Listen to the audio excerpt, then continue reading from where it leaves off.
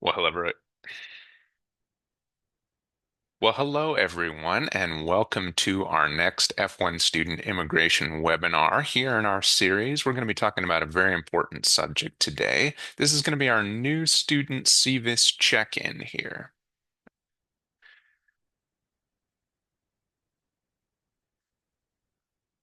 Well, hello everybody, and welcome to our next F1 student immigration webinar in our series. We're going to be talking about a very important subject today. That's going to be our new student SEVIS check-in. One of the earliest processes you're probably going to encounter here as part of your immigration and journey, and for that reason, a very important one. So, without further ado, let's go ahead and get started. So, an important reminder that we like to discuss before any of our webinars here is that today's presentation reflects the current ISSC advisement. So, whenever anything changes, if there's any updates, we make it immediately to our website here. So, if you want to get the most current information, and this is just a good idea in general, please go ahead and frequently visit our website, issc.asu.edu. That's where you get the most current announcements and updates. Definitely a good idea to check that out pretty frequently. But for today, we're going to be talking about SEVIS check-in, as we mentioned here. And in terms of what our exact agenda is, first of all, we're going to talk about what is SEVIS check-in, what's it for, why do we do it, who should submit the SEVIS check-in, and if you're one of the people who do, and most do, how to submit the SEVIS check-in. Then we're going to talk a little bit about e-form requirements in particular, and then just some frequently asked questions we'll go over as well. So that is what we are taking a look at. So, what is SEVIS check-in exactly? Now, in terms of where you're going to find it here, you will find it, well, a link to the e-form in particular in your My ASU priority tasks here. So that's what's going to look like here in your My ASU. You're going to see an option to complete the SEVIS check-in. So that's what it looks like in terms of the mechanics of it, in terms of what it looks like on your My ASU. Now, in terms of what it actually is, upon arrival into the US, or if you're transferring in, arrival to ASU in particular, all students are going to be required to complete this mandatory new student SEVIS check-in in an e-form, and it cannot be completed any later than the first day of the semester.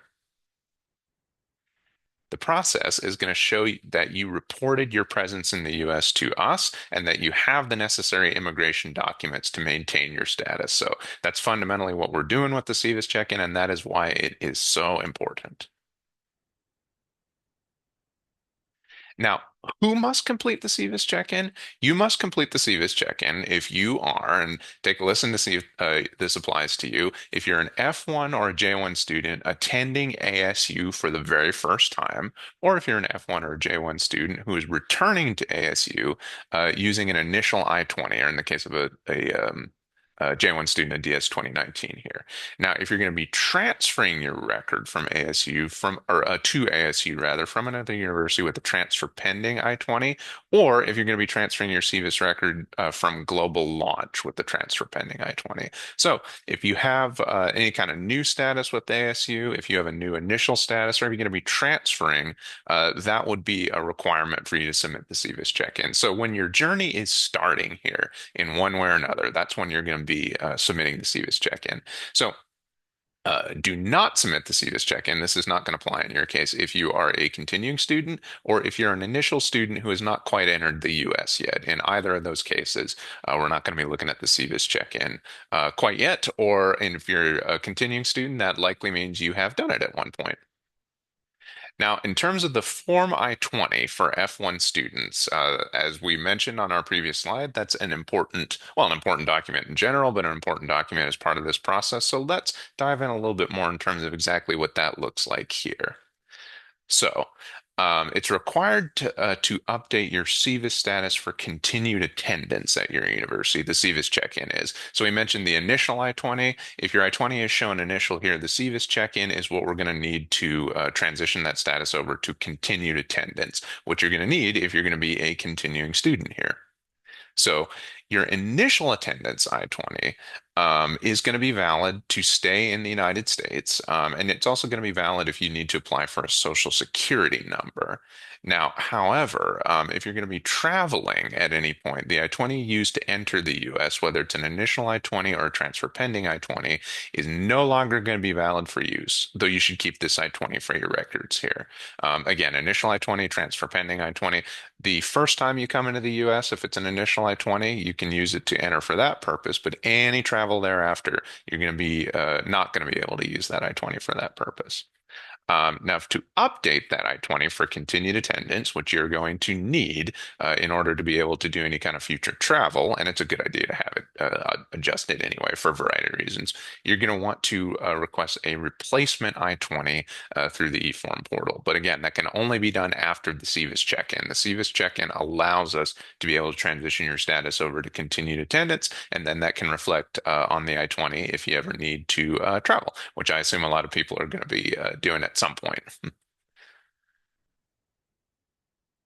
Now, in terms of the timeline for SEVIS check-in, these are kind of our four little steps here that we're going to be taking a look at. So first of all, step one is with the student here. You're going to submit the e-form to ISSC. Part of that, you're going to be uploading all the required documents that we would need, as well as an element of it is the USM phone number. We do need that as part of the process here, and make sure that those are going to be valid on my ASU. That's what our system interacts with as well. So next up is going to be our process. It can take us up to 7 business days to process this e-form. Don't worry about it if it goes beyond or anything like that. Just continue to monitor your email for any follow-ups that we may have. And then when we're done with our process here, we will go ahead and approve that.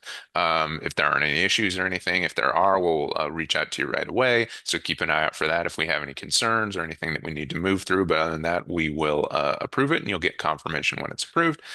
You'll get an email from us, as we say, with information on how to maintain your status afterward, because the SEVIS check-in is what gets you started in being able to maintain your status, and then it is a journey for the rest of the time you're here. So step 4 is for the rest of the time you're here with us at ASU, or after, if you stay with us on work authorization here, you need to maintain your status. So that is an ongoing step as well, and a very important one.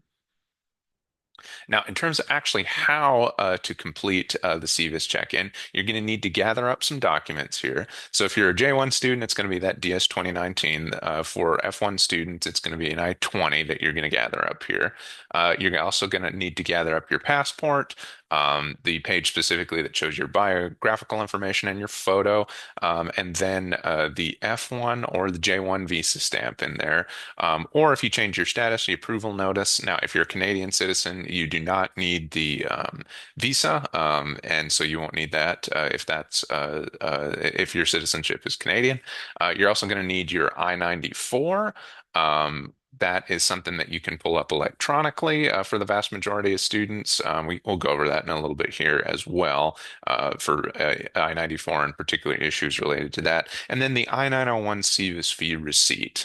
So that's another element that we're just going to need to verify one more time as well. So you're going to gather all of these documents up here. And then in terms of your e-forms here, it's going to be depending on F1 or J1, you're going to submit it under that task there. So where it says SEVIS check-in, just select your visa type and you will be able to complete it there. Now, in terms of requirements for it to be approved, well, I'll skip ahead to the bottom there. All requirements in terms of the immigration documents that we just mentioned must be submitted correctly. We have to be able to read them. They must be legible. My ASU profile also has to have your local address, which has to be within the Phoenix Valley area, your SEVIS address, and then your phone number. That all has to be filled out for the approval. And then you must also be enrolled full-time for the current semester. So those 3 things have to be true in order for us to approve your SEVIS check-in. Now, in terms of your contact information, there's 3 big elements that we need there. Your local address, that again has to be in the United States within the Phoenix Valley area. That is your local address where you are located. locally. Now, for your SEVIS address, we also have to have this on file to maintain your status here. And that has to be your address that's in your country of citizenship, rather, or permanent residence. So where you reside outside of the United States regularly, that has to be your SEVIS address, and that has to be entered in as well. And then for phone numbers here, we just need a phone number to contact you. If you're an F1 student, a US-based or international phone number would be acceptable. For J1 students, that's only going to be your US phone number. So for address examples, these are some examples in terms of the formatting of what we'd be looking for in terms of the local address. So that's kind of some formatting for the off-campus apartments, how that might look. If you're at a home off campus, that would be how the formatting might look there. And then for on-campus residential halls, that would be for what the formatting looks like there. So just whatever the true data is in terms of your address, just follow that formatting based on what kind of address it is. Now, in terms of the specific requirements, just to make sure that we get all the information that we need, this just gives you a little bit more information about the formatting, about how it has to come through. So the department name shouldn't be in the address. That's not going to be a requirement here. And in terms of directions, just make sure you use the letters as opposed to the actual directions here. Resident halls, though, the street address is going to be required in line one. So even if you're in one of the resident halls, like Manzanita Hall, for example, don't use the name of the residence hall when you enter that.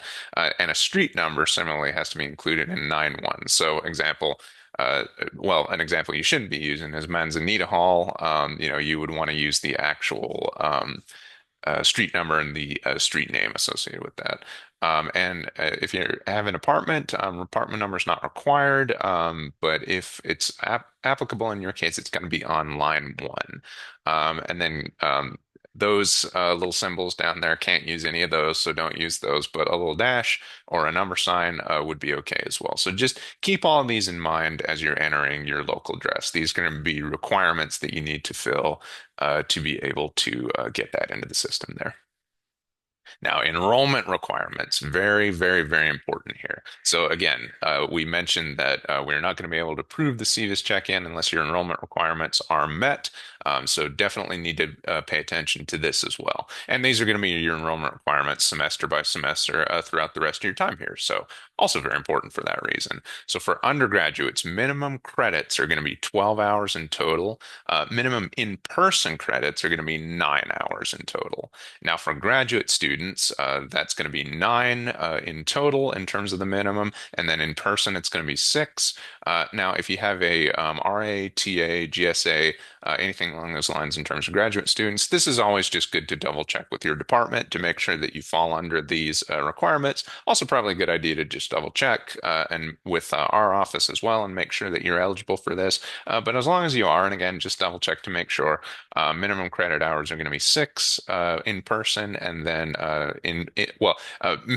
should say minimum are 6 in general, and then in person are 3. That's what I meant by that.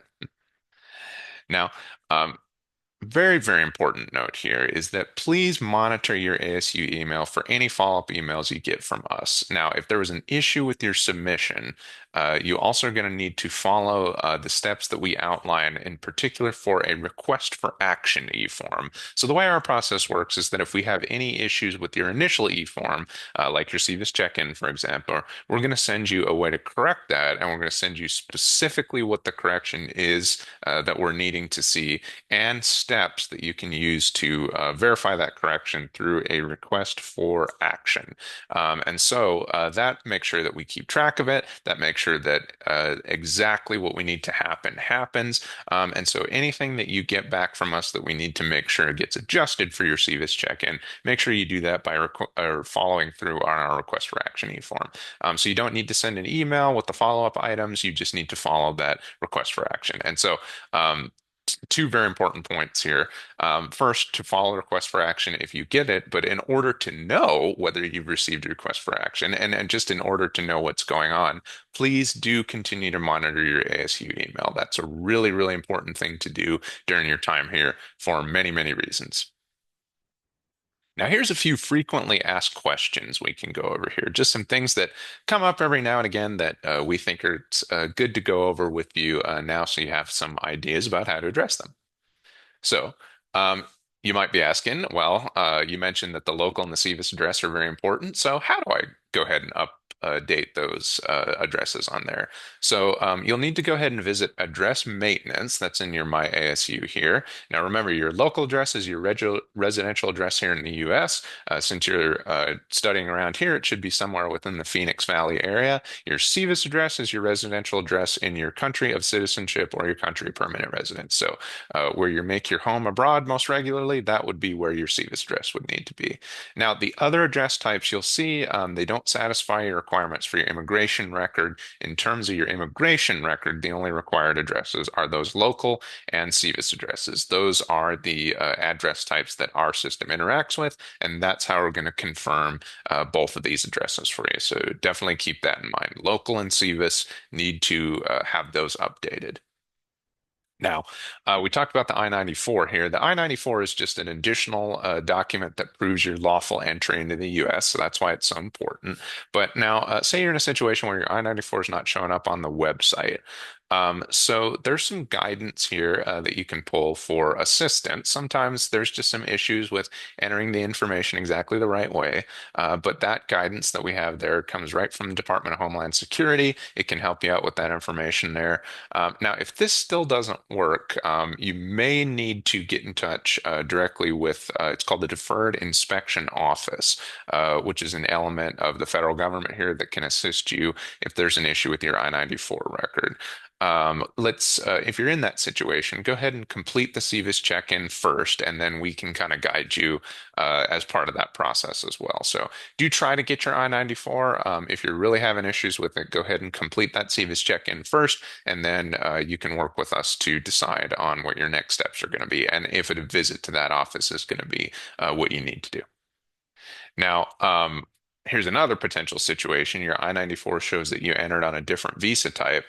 What should you do in terms of that? Now, that's another situation where you would need to contact this deferred inspection office so that information can be corrected. Your I-94 does need to reflect the visa type that you're on. That's very, very, very important. And if you are in that situation, do go ahead and complete the SEVIS check-in first. And then we can go ahead and go from there. Now, if your admission stamp also shows the incorrect visa type, definitely reach out to us. That's something you're going to need our assistance with. Now, you might be in this situation where you submitted your SEVIS check-in, but the priority task on your ASU has not gone away. In that case, what should you do? So it usually takes a day after the approval for that to go away in terms of that. It may not disappear right away though. But just keep in mind that as long as you can see that the confirmation checkbox shows that it's complete, no further actions required, and the system is just moving through. So good to keep in mind, but just yeah, it may take just a little while to move through here. But as long as you see that checkbox, especially as long as you get a confirmation back from us directly, you're going to be in good shape. So, thank you for joining us for this presentation here. And even though this presentation is recorded, we definitely want you to join us live if you can. So, definitely join us for a future live event in terms of our webinars here. Lots of great options that we're having all throughout the semester here on various topics, workshops. So, just go to our events website to make sure that you are in the loop and are joining us for all of the live events that we have as well. We would love to see you. And thank you again for joining us today. I hope you enjoyed this presentation. Hope you thought it was informative. And please join us for another one soon.